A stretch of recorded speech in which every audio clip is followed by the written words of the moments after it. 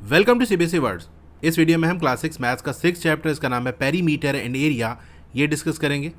इससे पहले की चैप्टर्स की वीडियो अपलोड हो चुकी है। अगर आपने नहीं देखा तो description as well as comment section में आपको अलग अलग सब्जेक्ट की प्लेलिस्ट का लिंक मिल जाएगा, तो वहाँ से देख सकते हो। तो पहला टॉपिक है 6.1 perimeter. Do you remember what the perimeter of a closed plane figure is?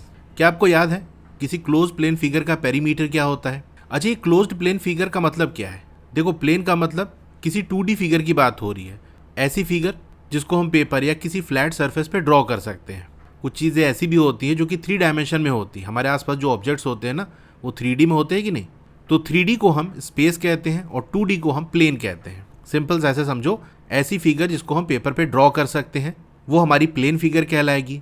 Closed plane figure का मतलब जहाँ से ड्रॉ करना शुरू किया वहीं पर एंड कर दो। जैसे हम यहाँ से ड्रॉ करना शुरू करें, घूम फिर के यहीं पर आकर ख़त्म कर दिए, तो ये पेपर पे यानी स्क्रीन पे फ्लैट सी सरफेस पे हमने ड्रॉ कर लिया, तो ये प्लेन फिगर है। जहाँ से चले थे वहाँ एंड हो गया, तो ये क्लोज्ड प्लेन फिगर है। तो इसका पेरीमीटर क्या होता है, आपने इसके बारे में पढ़ा होगा, आपको याद है। Let us refresh our understanding. The perimeter of any closed plane figure is the distance covered along its boundary when you go around it once. तो किसी क्लोज्ड प्लेन फिगर का जो पेरीमीटर है वो क्या होता है? जितनी डिस्टेंस आप उसकी बाउंड्री के अलॉन्ग कवर करोगे एक बार पूरा चक्कर लगाने में, वही डिस्टेंस होती है। जैसे यहाँ से चले थे तो चलते चलते ये पूरा घूम के और वापस से यहाँ एक बार पहुँच गया, तो एक राउंड पूरा हो गया ना। अब जितनी दूरी हमने तय की होगी, बाउंड्री की जो डिस्टेंस हमने कवर की, वही हमारा पेरीमीटर है उस फिगर का। For a polygon that is a closed plane figure made up of line segments. अब पॉलीगन के लिए क्या? अच्छा, पॉलीगन होता क्या है? ये भी एक क्लोज्ड प्लेन फिगर होती है जो कि लाइन सेगमेंट्स का यूज़ करके बनी होती है, यानी स्ट्रेट लाइंस का यूज़ करके बनी होती है। जैसे मैंने ये ड्रॉ कर दिया, तो देखो यहाँ सारी स्ट्रेट लाइन का हमने यूज़ किया इसको ड्रॉ करने के लिए, और प्लेन पे बनाए हैं, क्लोज्ड है, तो इसको हम पॉलीगन कहते हैं। तो ट्रायंगल हो गया, square, rectangle, hexagon, heptagon, octagon, इस तरह की जो चीज़ें हैं वो हमारा पॉलीगन कहलाता है। तो पॉलीगन का पेरीमीटर के बारे में क्या? The perimeter is simply the sum of the length of its sides. तो पॉलीगन के अंदर साइड्स होते हैं, उनकी जो बाउंड्री होती है ना, उसमें अलग अलग साइड्स होते हैं। जैसे हमने ये ट्रायंगल बनाया, तो इसमें कितने साइड है? 3 साइड है। एक ये साइड है, यानी कितनी स्ट्रेट लाइन का यूज़ करके ये ट्रायंगल बना है, तो वो जितनी स्ट्रेट लाइन होती है वो सारे साइड्स होते हैं। तो एक स्ट्रेट लाइन यानी एक साइड ये हो गया, एक ये हो गया, एक ये हो गया, तो 3 साइड है ना। तो इन साइड की जो लेंथ है उसका सम कर लो, आपको वैल्यू मिल जाएगी। That is the total length along its boundary. और ये बेसिकली क्या है? बाउंड्री की पूरी लेंथ ही तो है, सारे साइड का सम कर लोगे तो बाउंड्री की जो लेंथ है वही आपको मिल जाएगी, कितनी डिस्टेंस कवर करनी पड़ी। भाई जैसे हम यहाँ से चले, यहाँ गए, ये एक साइड हो गया, फिर यहाँ आए, ये दूसरा साइड हो गया, यहाँ आए, तीसरा साइड हो गया, तो पूरी बाउंड्री के अलॉन्ग हम चल गए, तो ये डिस्टेंस के बराबर है। The perimeter of a polygon, ये इक्वल होता है the sum of lengths of its side. तो सिंपल सा आपको याद ये रखना है कि किसी भी पॉलीगन का पेरीमीटर पूछे तो उसकी जो भी साइड्स हैं उनका सम कर दो, यानी साइड की जो लेंथ है उसका सम कर दो। Let us revise the formulas for the perimeter of rectangles, squares and triangle. तो चलिए रिवाइज करते हैं, रेक्टेंगल, स्क्वायर्स और ट्राइंगल्स के जो पेरीमीटर है उनका फॉर्मूला क्या होता है। तो पहले बात कर लेते हैं perimeter of a rectangle. Consider a rectangle ABCD whose length and breadth are 12 centimetre and 8 centimetre respectively. What is its perimeter? तो नीचे आपको ये रेक्टेंगल बना है जिसका नाम है ABCD। जो वर्टेक्स होते हैं, जो इसके कॉर्नर्स होते हैं, उसी पे इसका नाम रखा जाता है। 4 इसके कॉर्नर हैं, तो ABCD इसका नाम रख दिया गया। अब इसकी लेंथ और ब्रेथ दी है। लेंथ यानी जो लंबा वाला साइड होगा वो, जैसे ये AB हो गया, ये आपको दिया है 12 सेंटीमीटर, और जो छोटा वाला साइड होता है उसको हम ब्रेथ कहते हैं।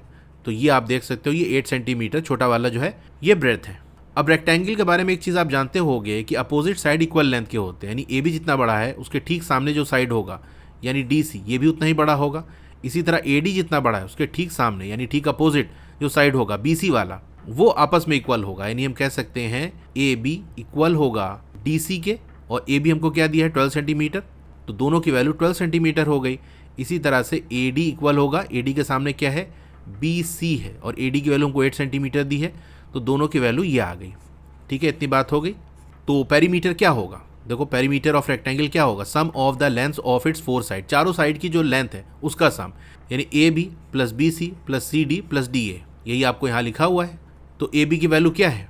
चलो इधर मैं लिख देता हूँ। AB आपका है 12 सेंटीमीटर, फिर BC, देखो BC क्या है 8 सेंटीमीटर, तो 8 हो गया, प्लस CD या DC कह सकते हैं, तो ये भी 12 है, प्लस DA या AD आप कह लो, तो देखो AD आपको दिया है ये 8, 12 प्लस 8 आपका 20, 12 प्लस 8 20, तो 20 आ गया 40, तो 40 सेंटीमीटर ये होगा इसका पेरीमीटर।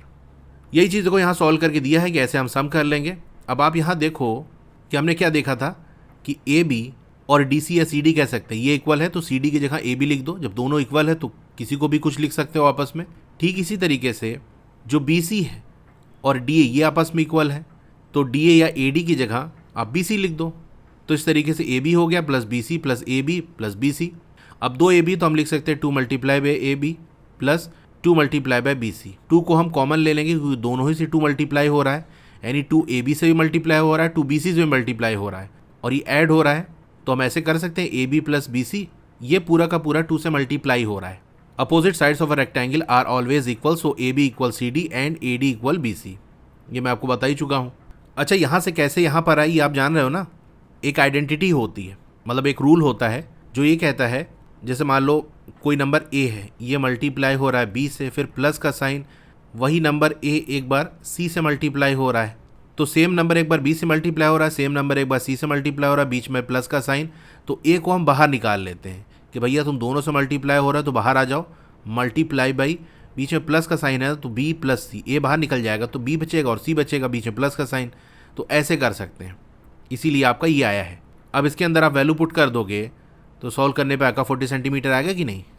तो इस एग्जांपल से हमने क्या देखा कि पेरीमीटर ऑफ रेक्टेंगल क्या होता है, length plus breath plus length plus breath. तो पेरीमीटर ऑफ रेक्टेंगल क्या हो जाएगा, 2 लेंथ है और 2 ब्रेथ है, तो 2 multiply by length plus breadth. The perimeter of rectangle is twice the sum of its length and breadth. तो वर्ड्स के फॉर्म में हम क्या कह सकते हैं, किसी भी रेक्टेंगल का जो पेरीमीटर है वो उनकी लेंथ और ब्रेथ का जब हम सम करेंगे और फिर उसको ट्वाइस कर देंगे, यानी 2 से मल्टीप्लाई कर देंगे, डबल कर देंगे, तो पेरीमीटर मिलेगा। पेरीमीटर ऑफ अ स्क्वायर, ये आपका स्क्वायर बना है। स्क्वायर के बारे में खास बात क्या होती है, उसके सारे साइड की जो लेंथ है वो इक्वल होती है। यानी आपको ये दिया है 1 मीटर, तो ये 1 मीटर, ये भी 1 मीटर होगा, ये भी 1 मीटर, ये भी 1 मीटर, ठीक है। Devjit wants to put colour tape all around a square photo frame of side 1 metre as shown. तो एक स्क्वायर शेप का फोटो फ्रेम है, उसका साइड आपको 1 मीटर दिया है, उसके चारों तरफ एक कलर टेप लगाना है, बाउंड्री पे ऐसे ये टेप लगाना है। What will be the length of the colour tape he requires. तो उस टेप की लेंथ क्या होगी, देखो टेप को बाउंड्री पे लगाना है ना, यानी उसके पेरीमीटर के अलॉन्ग लगाना है, तो जितना बड़ा पेरीमीटर होगा उतना ही बड़े टेप की रिक्वायरमेंट होगी। Since Devjit wants to put the colour tape all around the square photo frame, he need to find the perimeter of the photo frame. Thus the length of the tape require क्या हो जाएगा, perimeter of the square. तो tape की जो length required होगी वो किसके बराबर होगी, उस स्क्वायर के पेरीमीटर के बराबर होगी।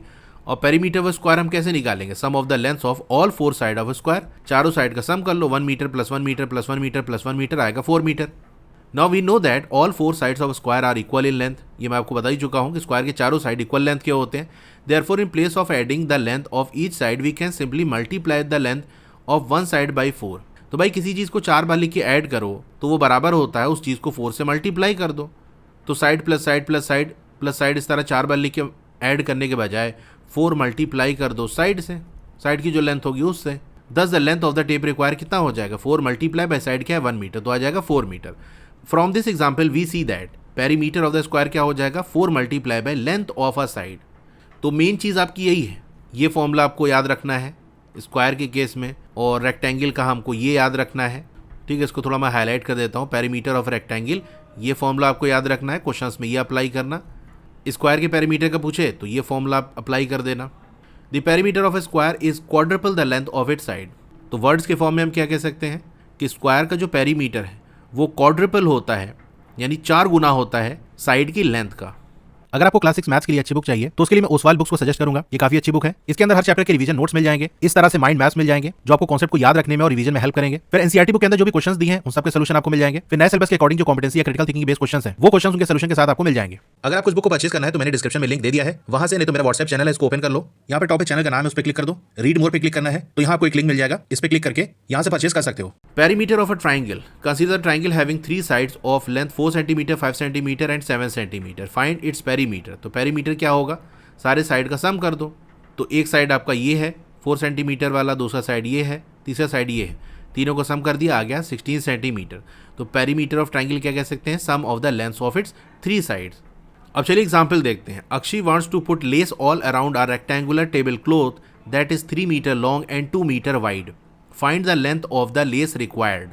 तो अक्षी को एक लेस लगाना है जो बॉर्डर पे लगाया जाता है ना टेबल क्लॉथ के, कुछ डिज़ाइन टाइप का, जाली जाली टाइप का रहता है, तो वो चारों तरफ लगाया जाता है, उसके बॉर्डर पे लगाया जाता है किसी भी चीज़ के। जैसे टेबल क्लॉथ है ना, तो उसके बॉर्डर पे लगाया जाएगा ताकि जो बॉर्डर्स हैं वो थोड़ा अच्छे दिखने लगे और बॉर्डर वहाँ से फटे वगैरह ना। तो पहली बात ये है कि रेक्टेंगुलर टेबल क्लॉथ है, लेंथ आपको दी है, ब्रेथ आपको या विड्थ कह सकते हो ये आपको दी है। अब लेस को चारों तरफ लगाना है, बाउंड्री पे लगाना है, तो बाउंड्री की लेंथ यानी पेरीमीटर पता चल जाए, तो वही जो पेरीमीटर होगा उसी लेंथ का हमको लेस चाहिए होगा ताकि बाउंड्री पे उसको लगा सके। ठीक है, तो इसका सोल्यूशन आप कैसे दोगे? Length of the rectangular table cover या टेबल क्लॉथ ऊपर दिया था, कुछ भी लिख सकते हो, तो ये क्या दिया है 3 मीटर। इसी तरह से breadth of the rectangular table cloth, तो ब्रेथ या विड्थ एक ही चीज़ होती है, ये आपको 2 मीटर दिया है। Akshi wants to put the lace all around the table cloth. अब अक्षी को लेस चारों तरफ टेबल क्लॉथ के लगाना है, therefore the length of the lace required will be the perimeter of the rectangular table cloth. इसीलिए जो लेंथ रिक्वायर होगी लेस की वो पेरीमीटर होगी रेक्टेंगुलर टेबल क्लॉथ की। Now the perimeter of the rectangular table cloth क्या हो जाएगा? अब हम फॉर्मूला यहाँ लगाएंगे कि 2 multiply by length plus breath होता है, तो वैल्यू आ जाएगी 2 मल्टीप्लाई बाई लेंथ और ब्रेथ को हमने ऐड कर दिया, 3 + 2 5 होता है, तो 2 मल्टीप्लाई बाई 5 आ गया 10 metre. Hence the length of the lace required is 10 metre. ये है आंसर प्रॉपर, ऐसे लिखा जाता है। चलो दूसरा एग्जाम्पल देख लेते हैं। Find the distance travelled by Usha if she takes 3 rounds of a square park of side 75 metre. तो हमसे क्या पूछ रहा है कि उषा कितना डिस्टेंस ट्रेवल करेगी अगर वो 3 राउंड लगा रही है एक स्क्वायर पार्क का जिसका साइड 75 मीटर है। मतलब जैसे स्क्वायर पार्क है तो आप बाउंड्री पे ही चलोगे ना, चारों तरफ चलोगे, यानी उसका पेरीमीटर कवर करना है। साइड दिया है, साइड से पेरीमीटर की वैल्यू निकल आएगी। लेकिन पेरीमीटर में क्या होता है, एक राउंड लगाने में, यानी ऐसे हम यहाँ से चलेंगे और यहाँ से वापस यहाँ पहुँचे तो ये जो लेंथ होगी ये पेरीमीटर होता है। 3 राउंड लगा रही यानी पेरीमीटर का 3 टाइम्स करेंगे तो वैल्यू हमको मिल जाएगी। समझ रहे हो ना बात? एक राउंड नहीं लगाना, 3 राउंड लगाना है, तो जितने राउंड लगेंगे उतना टाइम्स पेरीमीटर का हो जाएगा। तो सोल्यूशन क्या हो गया? Perimeter of the square park ये हो गया 4 multiply by length of side equal 4 multiply by 75 metre. इसकी वैल्यू हो गई 300 metre. Distance covered by Usha in 1 round ये इक्वल हो जाएगा 300 मीटर के। तो पेरीमीटर निकला है, पेरीमीटर से हमको ये पता चल जाएगा कि एक राउंड लगाने में, एक चक्कर लगाने में उसको कितनी डिस्टेंस कवर करनी पड़ेगी, 300 मीटर।